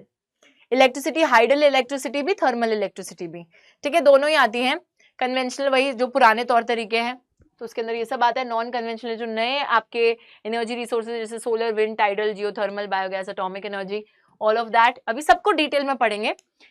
अच्छा, पुराने जो और दो बिल्कुल ही पुराने हम बोलते हैं एनर्जी रिसोर्सेज, जैसे फायरवुड और कैटल डंग केक। तो बच्चों जो गोबर के उपले होते हैं और जो लकड़ियां होती हैं, ये बहुत कॉमनली रूरल इंडिया में, ग्रामीण क्षेत्र जो है भारत के, वहां पर इनको एनर्जी रिक्वायरमेंट्स के लिए यूज किया जाता है। Continuation of these is increasingly becoming difficult due to the decreasing forest area. और इन दो एनर्जी रिसोर्सेज को कंटिन्यूअसली यूज करना मुश्किल हो रहा है, क्योंकि देखिए फायरवुड अगर आपको चाहिए, अगर आपको चूल्हा जलाना है, चूल्हे के लिए आप लकड़ी का इस्तेमाल कर रहे हो, अब यार वो लकड़ी जो है आपको पेड़ पौधे काटने पड़ रहे हैं उस लकड़ी को ऑब्टेन करने के लिए, तो फॉरेस्ट एरिया आप खत्म कर रहे हो, फॉरेस्ट एरिया का नुकसान जा रहा है, हो रहा है, ठीक है। तो इस वजह से इट्स नॉट सस्टेनेबल, आप कर नहीं सकते ये चीज ज्यादा लंबे समय तक। और आप कैटल डंग केक का भी यूज करते हो, गोबर के उपलों का भी यूज करते हो, ये भी डिस्करेज करा जाता है because it consumes most valuable manure which could be used in agriculture. और कैटल डंग जो है ना, वो आप एक मेन्योर की तरह एग्रीकल्चर में यूज कर सकते हो, बट अभी क्या कर रहे हो आप उसको अपनी एनर्जी रिक्वायरमेंट्स के लिए यूज कर रहे हो, तो instead of that it could be used in agriculture, so we are kind of wasting all of that, there is a need to change that. Alright, चलिए अब फटाफट से हम लोग अपने एनर्जी रिसोर्सेज को पढ़ेंगे। सबसे पहले कन्वेंशनल सोर्सेज ऑफ एनर्जी से चालू करेंगे, जो हमारे पुराने सोर्सेज ऑफ एनर्जी हैं, और उसमें सबसे पहले आता है कोल, यानी कि कोयला। कोल की बात करते हैं। Most abundantly available fossil fuel, बच्चों एक ऐसा फॉसिल फ्यूल है जो सबसे ज्यादा मात्रा में मौजूद है। यूजेस क्या है इसके? ये पावर जनरेशन में मदद करता है, supply energy to industry as well as for domestic needs, तो इलेक्ट्रिसिटी जनरेट करने में हेल्प करता है, एनर्जी रिक्वायरमेंट्स जो हमारी इंडस्ट्रीज के हैं उसको पूरा करने में, और जो डोमेस्टिक नीड्स हैं यानी कि अगर घर में भी आपको इलेक्ट्रिसिटी वगैरह की रिक्वायरमेंट है तो उसको भी कोल पूरा करता है। फॉर्मेशन कैसे होती है? Due to the compression of the plant material over millions of years. तो आपका जो प्लांट मटेरियल है वो मिलियंस ऑफ ईयर्स तक कंप्रेस होता रहा और उसके बाद जो है कोयले की फॉर्मेशन हुई है। Found in a variety of forms depending on the degrees of compression and the depth and the time of burial। तो बहुत ही अलग अलग फॉर्म्स में जो है कोयला पाया जाता है। हाँ जी, तो यहाँ पर सिंपल सी बात है बच्चों, क्या बात है? बात यही है कि बहुत सारे फॉर्म्स में कोल जो है पाया जा रहा है डिग्री ऑफ कंप्रेशन, डेप्थ और टाइम ऑफ ब्यूरियल के हिसाब से। डिग्री ऑफ कंप्रेशन क्या है कि वो कितना दबा हुआ है, जो प्लांट मटेरियल है वो कितना दबा हुआ था, कितना ज्यादा कंप्रेस्ड है, कितने समय से दबा हुआ है, कितनी गहराई में है, कितनी डेप्थ में है। टाइम ऑफ ब्यूरियल क्या है, किस समय पर जो है वो प्लांट्स वगैरह ऐसे बरी किए गए थे या फिर सॉइल के अंदर डिपॉजिट हुए थे, वो सारी चीजें। तो इन सब चीजों पर डिपेंड करता है कि किस प्रकार का कोल आपको मिलेगा, किस टाइप का कोल आपको मिलेगा। देखिए अब यहाँ पर सबसे पहला कोल है पीट। पीट मतलब वो मम्मी जो पीट देती है वो वाला पीट नहीं, PEAT वाला पीट। बच्चों पीट जो है डिकेइंग प्लांट्स इन स्वॉर्म्स प्रोड्यूस पीट। तो जो प्लांट्स जो डिके हो रहे होते हैं स्वॉर्म्स में, दलदल वाले इलाके में, वो जो है पीट प्रोड्यूस करते हैं। और इसी वजह से पीट की हम देखते हैं कि लो कार्बन, इसमें लो कार्बन पाया जाता है, कार्बन कंटेंट ज्यादा नहीं है और मॉइस्चर कंटेंट बहुत ज्यादा है, जिसकी वजह से इसकी हीटिंग कैपेसिटी उतनी ज्यादा नहीं है, इसको ये अच्छे से जल नहीं पाएगा। ठीक है, so it is not like it is the worst quality of coal we can say. फिर आता है लिग्नाइट। लिग्नाइट भी कुछ ज्यादा अच्छा नहीं है, it is a low grade brown coal. तो ये तो भूरे रंग का कोयला है, काले रंग का भी नहीं है। सॉफ्ट होता है बहुत ज्यादा, मॉइस्चर कंटेंट बहुत ज्यादा होता है, वही जलने में दिक्कत आएगी। प्रिंसिपल लिग्नाइट रिजर्व्स, कहाँ पर लिग्नाइट पाया जाता है? नेवेली, तमिलनाडु में, और इससे जो है इलेक्ट्रिसिटी जनरेट करी जाती है। उसके बाद तीसरे टाइप का कोल आता है बिटुमिनस कोल। बिटुमिनस कोल एक ऐसा कोल है which has been buried deep, subjected to increased temperatures. It is bituminous coal. It is most popular coal in commercial use. तो commercial purposes के लिए बच्चों, जैसे पैसे कमाने के लिए जो काम करे जाते हैं या फिर जो भी चीजें हैं कमर्शियल पर्पसेस के लिए बिटुमिनस कोल का सबसे ज्यादा यूज करा जाता है। और ये काफी अच्छे, मतलब काफी गहराई में पाए जाने वाला कोल है। तो क्योंकि ये बरी बहुत डीप हो रखा है तो इसमें एक अच्छी कार्बन जो है, हमको हाई कार्बन क्वालिटी मिलेगी, मॉइस्चर ज्यादा नहीं मिलेगा, तो that is why it is a very nice coal. Metallurgical coal is high grade bituminous coal which has a special value for smelting iron in blast furnaces. तो यार जब iron को पिघलाया जाता है ब्लास्ट फर्नेस में तो वहां पे मेटलर्जिकल कोल को यूज करा जाता है, जो कि एक बिटुमिनस कोल का ही प्रकार है। एक हाई क्वालिटी का बिटुमिनस कोल है जिसको यूज करा जाता है फॉर स्मेल्टिंग आयरन। साथ ही में आगे देखिए आप लोग, बेस्ट क्वालिटी का कोल बताने जा रही हूं विच इज एंथ्रासाइट। और एंथ्रासाइट की बात करें तो हाईएस्ट क्वालिटी हार्ड कोल एंथ्रासाइट होता है। उसी के बेसिस पर हम और दो कोल को भी क्लासिफाई करेंगे on the basis of age. अभी हमने क्वालिटी के बेसिस पे देखा है पीट, लिग्नाइट, बिटुमिनस और एंथ्रासाइट। तो पीट सबसे खराब, फिर थोड़ा सा बेहतर लिग्नाइट, फिर उससे बेटर बिटुमिनस और सबसे बेहतर एंथ्रासाइट। अब बात आती है on the basis of age कि कितना पुराने टाइम पे जो है कोल के डिपॉजिट्स पाए गए हैं, उस हिसाब से एज के बेसिस पर सबसे पहले आता है गोंडवाना कोल। 200 मिलियन साल पुराना है गोंडवाना कोल, मतलब इतने पुराने टाइम से वो डिपॉजिट हो रखा है। दामोदर वैली, वेस्ट बंगाल, झारखंड में ये पाया जाता है। साथ ही में झरिया, रानीगंज, बोकारो, ये इंपॉर्टेंट कोल फील्ड्स हैं जहाँ पे गोंडवाना कोल पाया जाएगा। गोदावरी, महानदी, सोन, वर्धा वैलीज, यहाँ पर भी कोल डिपॉजिट्स पाए जाएंगे। तो सारी जगहों का नाम बताया जा रहा है। फिर आ रहा है टर्शरी कोल। टर्शरी कोल ये ऐसा कोल है बच्चों जो थोड़ा नया है, जो थोड़ा यंग है, और यंग भी देखो कितना है, 55 मिलियन ईयर्स पुराना। It occurs in the north eastern states of Meghalaya, Assam, Arunachal Pradesh and Nagaland. तो हमारे नॉर्थ ईस्टर्न स्टेट्स में टर्शरी कोल डिपॉजिट्स आपको मिल जाएंगे। फिर आता है नेक्स्ट हमारा conventional source of energy which is petroleum. Petroleum, petrol, yes, देखिए बच्चों, provides the fuel for heat and lighting, lubricants for machinery and raw material for a number of manufacturing industries। तो बच्चों एक तरीके से मशीनरी को ढंग से फंक्शन करने के लिए रॉ मटेरियल, बहुत सारी मैन्युफैक्चरिंग इंडस्ट्रीज में पेट्रोल को यूज करा जाता है। फ्यूल है एक तरीके से आग जलाने के लिए, हीट प्रोवाइड करने के लिए, इन सब के लिए यूज किया जाता है। राइट, पेट्रोल गाड़ियों में भी तो डलवाते हो यार, गाड़ियां भी तो चलती हैं। Petroleum refineries act as a nodal industry for the synthetic textiles, fertilisers and numerous chemical industries. Nodal industry का मतलब है एक basic industry. Basic industry means कि पेट्रोलियम इंडस्ट्री जो है, जो कि पेट्रोलियम को रिफाइन करती है, फिर उसी पेट्रोल को आगे बहुत सारी इंडस्ट्रीज में as a raw material use करा जाता है। जैसे सिंथेटिक टेक्सटाइल्स, जो सिंथेटिक का कपड़ा बनाने वाली इंडस्ट्री है, वो पेट्रोल को यूज करती है। फर्टिलाइजर इंडस्ट्रीज यूज करती हैं, बहुत सारी केमिकल इंडस्ट्रीज यूज करती हैं। सो that is why petroleum industry is a nodal industry, because वो जो फाइनल प्रोडक्ट बना रही है पेट्रोल, उस प्रोडक्ट को बाकी इंडस्ट्रीज यूज कर रही हैं। आगे देखिए, पेट्रोल पाया कैसे जाता है, इसकी अकरेंस की बात करते हैं, किस तरीके से पेट्रोल पाया जाता है। It is found in the anticlines and the fault traps in rock formations of the tertiary age. Tertiary age में जो पत्थर बने थे, रॉक्स जो बनी थी अर्थ की क्रस्ट में, उसके अंदर एंटीक्लाइन्स और फॉल्ट ट्रैप्स में पाया जाएगा। जैसे बच्चों, ये सपोज अर्थ क्रस्ट का एक हिस्सा है और ये है ऐसे, ये वाली जो शेप है ना, ये जो ऊपर जा रही है, तो दिस इज एन एंटीक्लाइन। ये क्या है, एक एंटीक्लाइन है। और जो नीचे शेप जा रही है, दिस इज अ सिंक्लाइन। ठीक है, तो एंटीक्लाइन में आपको पेट्रोल डिपॉजिटेड मिलेगा। उसी के साथ फॉल्ट ट्रैप्स, जैसे ऐसे हल्का सा ऐसे, ठीक है, हम बोल सकते हैं ऐसे एक गड्ढा सा बना हुआ है, हल्का सा क्रैक है अर्थ की क्रस्ट में, तो this is a fault trap. Sort of this crack earth की क्रस्ट में, उसमें भी डिपॉजिटेड हो सकता है, या फिर ऐसे एंटीक्लाइन्स में भी पेट्रोल डिपॉजिटेड हो सकता है टर्शियरी एज के रॉक्स में। Regions of folding, anticlines, domes, it occurs where oil is trapped in the crest of the upfold। तो वही वाली चीज है, सेम वही बात है, एंटीक्लाइंस में, डोम्स में पाया जाएगा, जहां पे ऑयल जो है एक तरीके से ट्रैप हो गया है।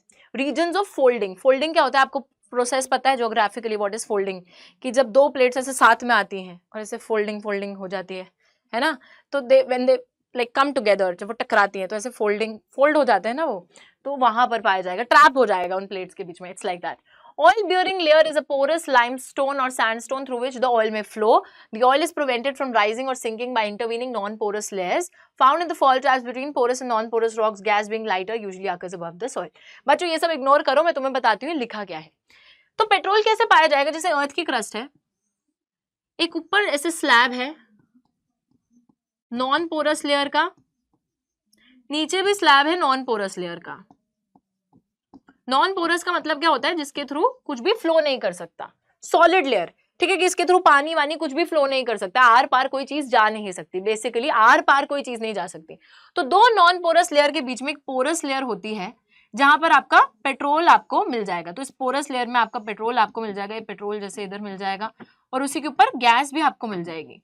क्यों, जैसे इंटेंस हीट और प्रेशर की वजह से हो सकता है कि नीचे से इंटेंस हीट प्रेशर आ रहा है हमारे, हम बोल सकते हैं मैंटल की वजह से, मैग्मा की वजह से जो हीट आ रही है, उस हीट की वजह से क्या हुआ, जैसे पूरा जो पेट्रोल था, पेट्रोल का कुछ हिस्सा जो है गैस में कन्वर्ट हो गया। ठीक है, तो इस तरीके से पेट्रोल और गैस, इनके बीच में, दो नॉन पोरस लेयर के बीच में जो पोरस लेयर है, पोरस लेयर का क्या मतलब है, जिसके थ्रू चीजें पास हो सकती है।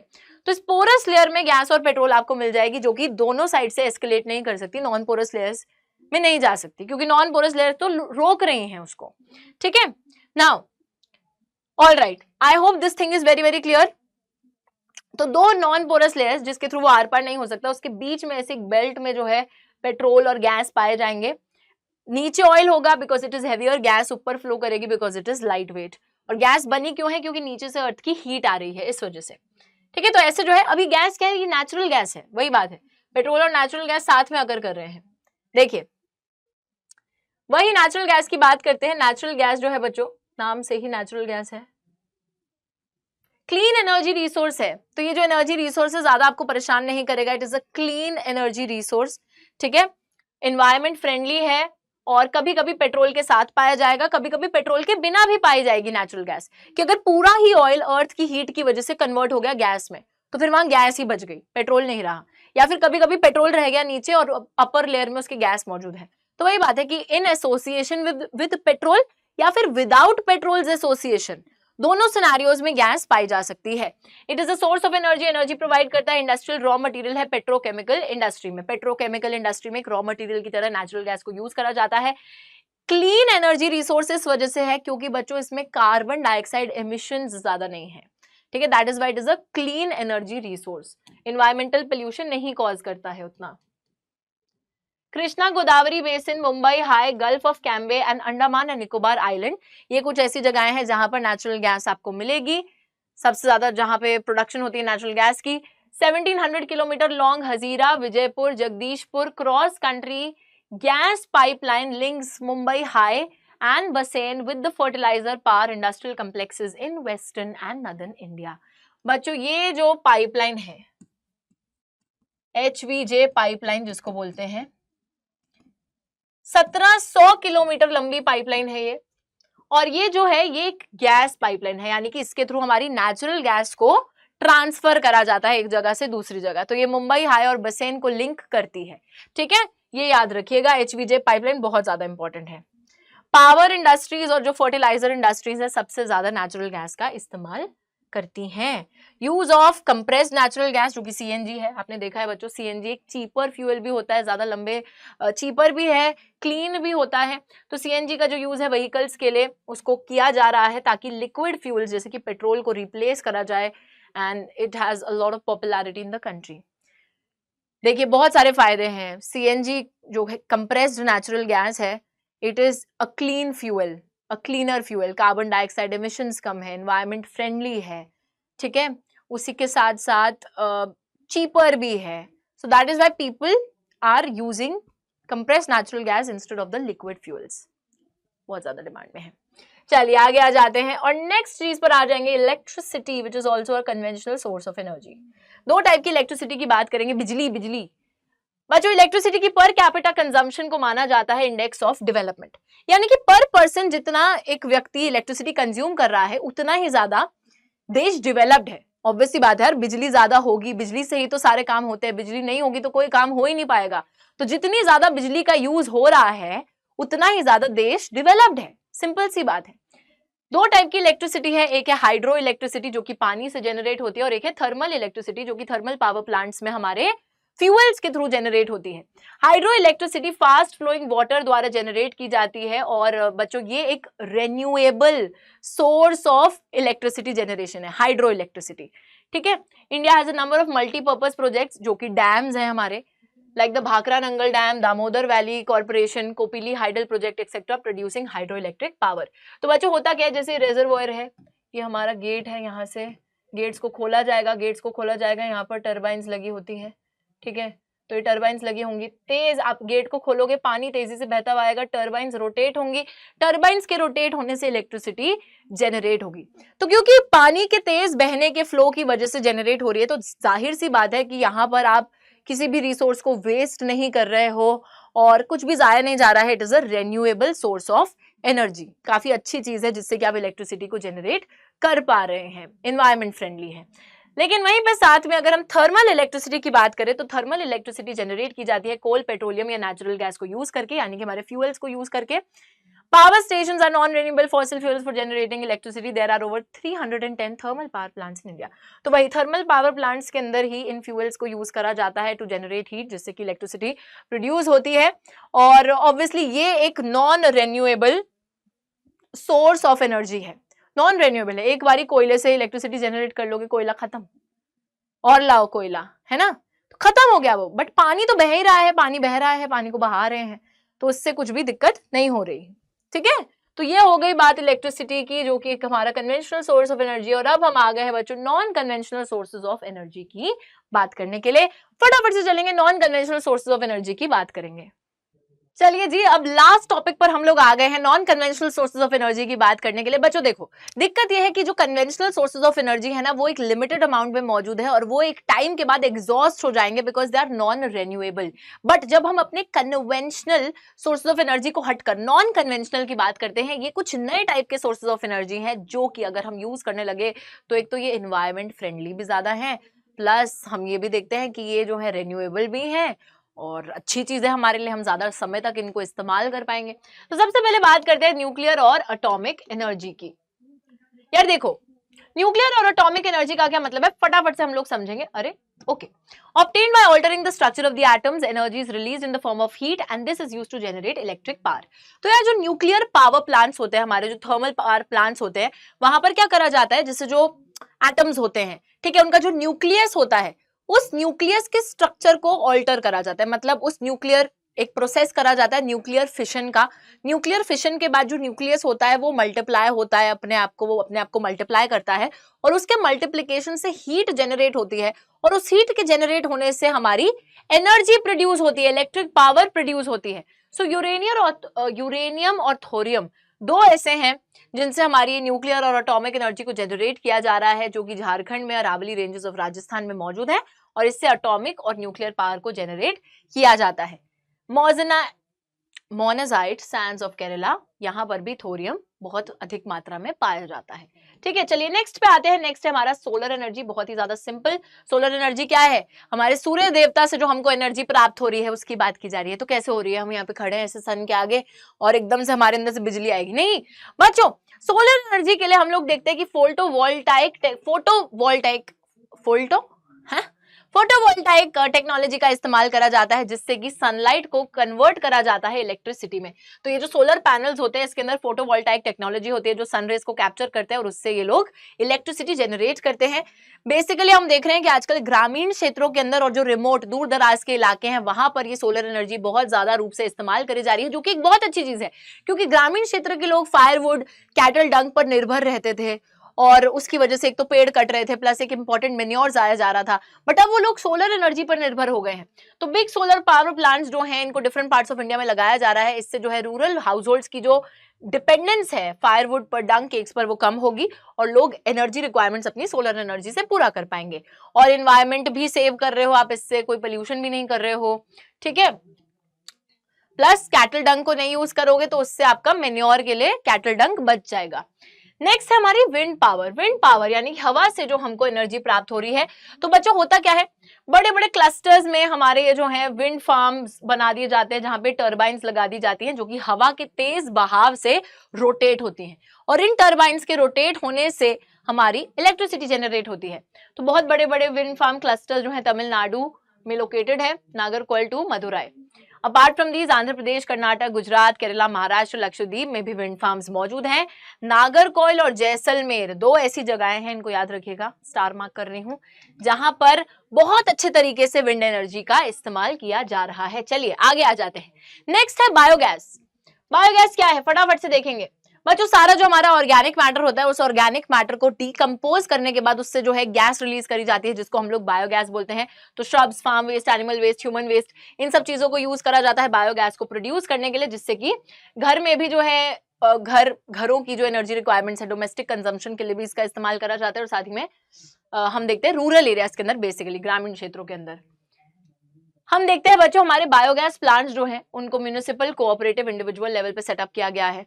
तो एक तरीके से सरकार भी सेटअप करती है कोऑपरेटिव लेवल पे, लाइक एक सॉर्ट ऑफ कोऑपरेटिव सोसाइटीज भी उनको सेटअप कर रही हैं, इंडिविजुअली भी लोग उनको लगा रहे हैं।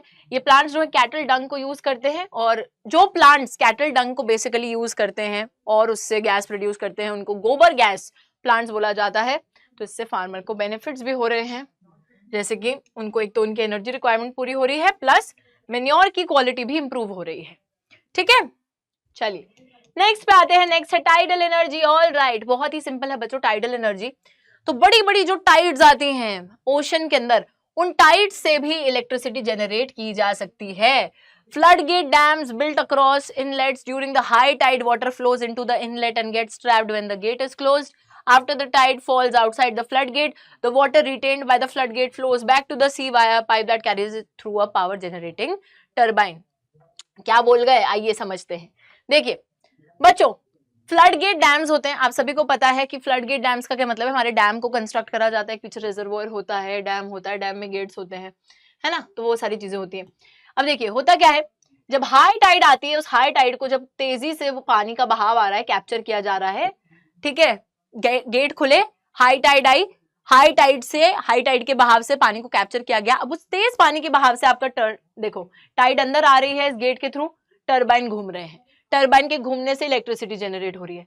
फिर आपने गेट बंद कर दिया डैम का, फिर आपने क्या करा, फिर उसके बाद आपने गेट फिर से खोला, तो जो अंदर पानी है उसको बाहर छोड़ रहे हो, अब वो भी तेज बहाव से बाहर जा रहा है, जिसकी वजह से फिर से टर्बाइन रोटेट होगा और फिर से आपकी इलेक्ट्रिसिटी जनरेट होगी। तो तेज बहाव का पानी आया, उसको कैप्चर करा गेट के अंदर, उससे घुमा टर्बाइन, फिर पानी को छोड़ा गया, फिर उससे टर्बाइन घुमा, फिर इलेक्ट्रिसिटी जनरेट हो गई। तो ये है हमारी टाइडल एनर्जी। जब आप हाई टाइड्स से जो टाइड्स है पानी की, ओशन की, उससे जब आप इलेक्ट्रिसिटी को जनरेट कर रहे हो तो वो है हमारी टाइडल एनर्जी। इंडिया के अंदर gulf of Khambhat, gulf of Kutch Gujarat के अंदर जो कि वेस्टर्न कोस्ट पे मौजूद है, और जो हमारा गैंगेटिक डेल्टा है सुंदरबन रीजन का वेस्ट बंगाल में, यहाँ पर बहुत अच्छे से आप टाइडल एनर्जी को यूज कर सकते हैं। नेक्स्ट टाइप की एनर्जी पे आ जाते हैं बच्चों। नेक्स्ट है हमारी जियोथर्मल एनर्जी, जो कि एक हमारा नॉन कन्वेंशनल सोर्स है। जियोथर्मल एनर्जी का मतलब है कि अर्थ के अंदर से जो भाप की तरीके से एनर्जी हमें मिल रही है, अर्थ की हीट जो है वो जो एनर्जी प्रोड्यूस कर रही है, refers to the heat and electricity produced by using the heat from the interior of the earth। तो बच्चों अर्थ का जो इंटीरियर है, जो हमारा मैग्मा है ना, मेंटल है, बहुत गरम गरम है, इसी की हीट से जो एनर्जी प्रोड्यूस हो रही है वो है जियोथर्मल एनर्जी। अर्थ जो है, जैसे जैसे आप अर्थ के डीप जाते रहते हो तो इंक्रीजिंगली जो है इंक्रीजिंग डेप्थ के साथ, इंक्रीजिंग गहराई के साथ अर्थ और ज्यादा गर्म होता रहता है।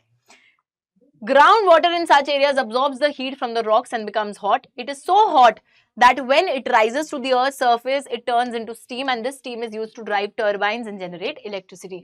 बहुत सिंपल है बच्चों, जैसे अब ये हीट है अंदर, है ना, यहाँ पे पत्थर वगैरह है, ये सब है, अब ग्राउंड वाटर है। अब ये जो ग्राउंड वाटर होगा, ये ग्राउंड वाटर इस अर्थ की हीट की वजह से इतना ज्यादा गर्म हो जाएगा कि कुछ ऐसे क्रैक्स वगैरह होंगे ना क्रस्ट में, तो उससे वो ग्राउंड वाटर ऊपर की तरफ आने लगेगा भाप के रूप में, भाप के रूप में ऊपर की तरफ आएगा, और फिर उस भाप से ही हम लोग इलेक्ट्रिसिटी को जनरेट कर लेंगे। दो एक्सपेरिमेंटल प्रोजेक्ट्स जो है इंडिया में सेटअप करे गए हैं ताकि हम लोग जियोथर्मल एनर्जी को यूज कर सके। सबसे पहला है पार्वती वैली, जो कि मणिकरण के पास है हिमाचल प्रदेश में। दूसरा है पूगा वैली, जो कि लद्दाख में है। ये आपको याद रखना है बहुत अच्छे से, ठीक है। अब देखिए यहाँ पर जो मैंने आपको समझाया उसी की बात कर लेते हैं। तो ये ग्राउंड वाटर है, इस ग्राउंड वाटर को ना ये बहुत गर्म हो जाता है क्योंकि नीचे से अर्थ की हीट इसको मिल रही है। तो इसको हीट मिल रही है यार, पानी को हीट मिलती है। अगर आप एक पतीले में पानी डालते हो, तेज भाप पे उसको रखते हो, क्या होता है, स्टीम में कन्वर्ट नहीं होता वो। तो सेम चीज यहाँ हो रही है, बॉयल हो गया है पानी, ठीक है। तो पानी तेज उबल गया है, उसकी उबलने की वजह से जैसे कुछ भी क्रैक्स वगैरह होते हैं उसके थ्रू वो पानी भाप बन के ऊपर आने लगता है। ये जो स्टीम है इतनी गर्म होती है कि इससे हमारे टर्बाइंस रोटेट होते हैं और हमारी इलेक्ट्रिसिटी जनरेट हो जाती है। तो ये है जियोथर्मल एनर्जी। और बच्चों लास्ट में हम लोग आ गए हैं यहाँ पे बात करने के लिए कंजर्वेशन ऑफ एनर्जी रिसोर्सेज की। Energy saved is energy produced. बच्चों हमें जो है रोजमर्रा की जिंदगी में अपने एनर्जी रिसोर्सेज को बचाने की कोशिश करनी चाहिए। अब obviously there are a lot of non conventional methods जिसको भी हम लोग इस्तेमाल में लाने की कोशिश कर रहे हैं, बट जब तक उसको हम फुल्ली यूटिलाइज नहीं कर पाते, पूरे तरीके से उस पर निर्भर नहीं हो पाते, तब तक तो हमारे पास कन्वेंशनल तरीके ही हैं, पुराने तौर तरीके ही हैं, जो कि एक समय के बाद खत्म हो जाएंगे। और अगर वो खत्म हो गए तो फिर हम क्या करेंगे, ठीक है, हम तो बिल्कुल ऐसे हो जाएंगे, हमारे पास तो कोई एनर्जी रिसोर्स ही नहीं रहेगा। तो ऐसी सिचुएशन ना आए तो उसके लिए बच्चों हमें अपने एनर्जी रिसोर्सेज को कंजर्व करना है, और हर रिसोर्स को कंजर्व करना है यार, जब भी टाइम मिले। आप लोग देखिए इलेक्ट्रिसिटी, बिजली इतनी इंपॉर्टेंट चीज है। जब आप एक कमरे में लाइट जला के बैठ रहे हो, दूसरे में जा रहे हो, तो मेक श्योर कि आप जो है लाइट बंद करके जाएं, ठीक है। इसी तरीके से बच्चों हर एनर्जी रिसोर्स को कंजर्व करना, वैसा नहीं है कि गाड़ी में पेट्रोल भरवा भरवा के बस गेड़ियां मारे जा रहे हैं, कोई काम नहीं है फिर भी कर रहे हैं। तो you can try is car pooling. It's a very very nice method, जहां पर अगर 4-5 लोगों को एक ही जगह जाना है तो वो एक ही गाड़ी में बैठ के चले जाए instead of taking 5 cars, right. तो उससे भी आप एक तरीके से पेट्रोल सेव करते हो, एनर्जी सेव करते हो, बिजली बचाओ, पेट्रोल बचाओ, नेचुरल गैस बचाओ, ये सारी चीजें बचाओ, ठीक है। क्योंकि उसी से ही हम लोग एक तरीके से एनर्जी को सेव कर सकते हैं। और जितनी एनर्जी सेव है दैट मीन्स उतनी प्रोड्यूस हो रही है। क्योंकि मैं बोल रही हूँ कि यार मेरे पास एक तरीके से 500 रुपए है, मैं पूरे 500 रुपए खर्च दूंगी तो मेरे पास तो कोई सेविंग ही नहीं है। अगर मैं उस 500 में से 200 रुपए ही खर्च रही हूँ और बाकी 300 सेव कर रही हूँ, तो एक तरीके से मैं खर्च सकती थी बट मैंने सेव करे हैं, तो एक तरीके से मेरे पास वो पैसे बेनिफिट में आए हैं मेरे, राइट, मैंने प्रोड्यूस करे हैं एक तरीके से, वो वाली बात हो गई है। तो उसी तरीके से बच्चों एनर्जी सेव कीजिए। और वही सेम बात है, keep account of what you are doing, do it very judiciously, यही बात है। और इसी के साथ चैप्टर हो जाता है समाप्त। आई होप बच्चों आप लोगों को ये चैप्टर बहुत ही मनोरंजक लगा हो, बहुत ही मजा आया हो सारे के सारे हमारे मिनरल्स और एनर्जी रिसोर्सेज के बारे में पढ़कर। And I will see you next time. Like कर दीजिएगा सेशन को, सब्सक्राइब कर दीजिएगा चैनल को, कमेंट सेक्शन में जो भी मन करे वो लिख दीजिएगा, अच्छा लिखना, हाँ ठीक है। नेक्स्ट क्लास में मिलती हूँ, और क्या पढ़ना है नेक्स्ट क्लास में मुझे भी बता देना कि क्या पढ़ना चाहते हो। I will see you next time, take care and bye bye.